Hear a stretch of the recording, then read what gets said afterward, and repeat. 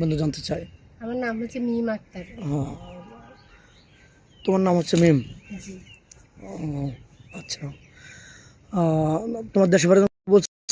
বগুড়া। বগুড়া। আহ, বগুড়া না? জি।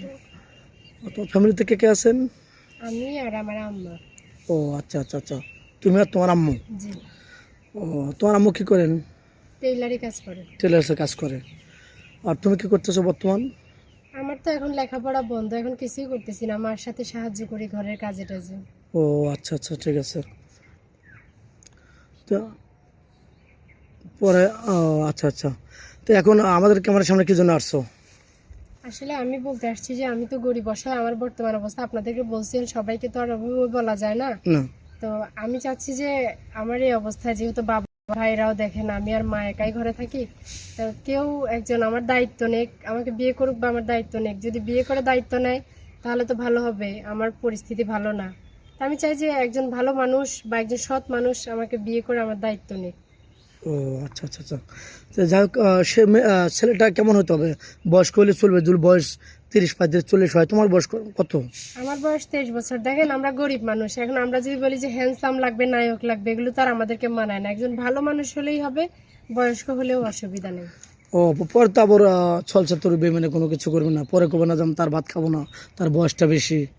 দেখেন আমি তো বয়স দেখেই বিয়ে করব, আমি যদি না করি শুরু থেকেই না করব, আমি করার পরে কেন না করব বলেন? ও আচ্ছা আচ্ছা, যাই হোক, ছলছা তোর বেমানে করা যাবে না। তো যাই হোক, কোনো প্রবাসী ভাই যদি তোমাকে বিয়ে সাথে করে বাইরে নিয়ে যেতে চান, তুমি যাবে? অবশ্যই যাব, স্বামীর সাথে থাকাটা তো সৌভাগ্যের ব্যাপার, রেখে গেলেও থাকবো, সাথে নিলেও যাব। ও আচ্ছা, কোনো ফ্যামিলি থেকে তো তোমার আম্মু ওর বাধা দেবে না নাকি? না না, আমার আম্মু বাধা দিবে না। ও আচ্ছা, তোমার কি যৌথ ফ্যামিলি ভালো লাগে না সিঙ্গেল ফ্যামিলি ভালো লাগে? ছেলে যদি বিয়ে করি তার বাবা মাকেও তো আমার ভালোবাসতে হবে, তাই না? আর অবশ্যই। ছেলের যদি কেউ না থাকে তাকেও আমার বিয়ে করতে হবে কপালে থাকলে, আর ছেলের বাবা মা যদি থাকে আল্লাহর রহমতে তাদের সবার সাথে মিলে চলবো, কারণ আমার তো আর মা ছাড়া কেউ নাই। আচ্ছা, তোমার কথা অনেক সুন্দর, কথার লজিক আছে। যাই হোক, একটা ফ্যামিলিতে তোমার বিয়ে হলে ওই ফ্যামিলিতে 4জন বা 5জন লোক আছে, তাদেরকে মানে চলতে পারবে তো? অবশ্যই চলতে পারবো, কেন পারবো না? তাদের সাথে কোনো খারাপ আচরণ, খারাপ রিয়েক্ট করবে না? দেখেন, আপনি মানুষকে ভালো ব্যবহার দিলে তাদের কাছ থেকে আপনি ভালো ব্যবহার পাবেন, এটাই স্বাভাবিক। জি জি জি, এটাই আল্লাহর প্রকৃতির রহমতে নিয়ম। আমি তাদের সাথে ভালো ব্যবহার করবো। আর একটা নতুন বউ ঘরে গেলে অনেকে অনেক কিছু বলে, সব সহ্য করে নিতে হয়। অবশ্যই অবশ্যই। এসব নিয়ে আমার মাথা ব্যথা নেই। ও আচ্ছা, যাই হোক, তোমার ফোন নাম্বার আছে? না ভাই, আমার মোবাইল নাই। ও, তোমার মোবাইল নেই? জি না। মেয়েটা কোনো ফোন নেই, মেয়েটা খুবই সহজ সরল, খুবই নরম মনে মানুষ। যদি কেউ দায়িত্ব নিয়ে পড়াশোনা করতে চান, পড়াশোনা করাতে পারবেন। তার উচ্চতা 5 ফিট 5 ইঞ্চি।